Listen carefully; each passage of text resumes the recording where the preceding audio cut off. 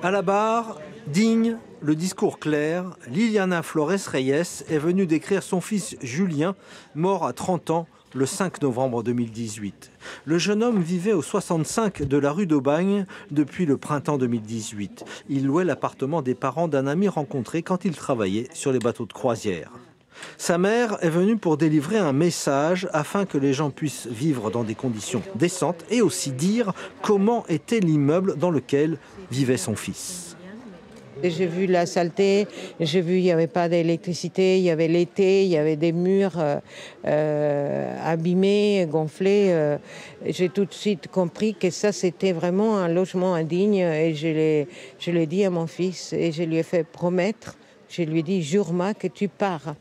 Michel Bonetto était la propriétaire de l'appartement. Elle se retrouve sur le banc des prévenus à la suite d'une citation de la famille de Julien Lalonde Flores.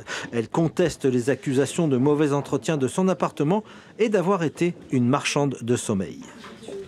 Nous sommes sur des appartements qui ont été rénovés à de nombreuses reprises, qui ont été améliorés, que ce soit en termes de travaux effectués dans la salle de bain, dans toutes les parties privatives. Les propriétaires ont fait le nécessaire.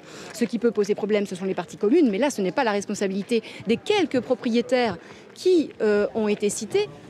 Jusqu'à la fin de la semaine, le tribunal continuera à évoquer la situation des occupants du 65 de la rue d'Aubagne et aussi de la mise en cause des copropriétaires cités à comparaître.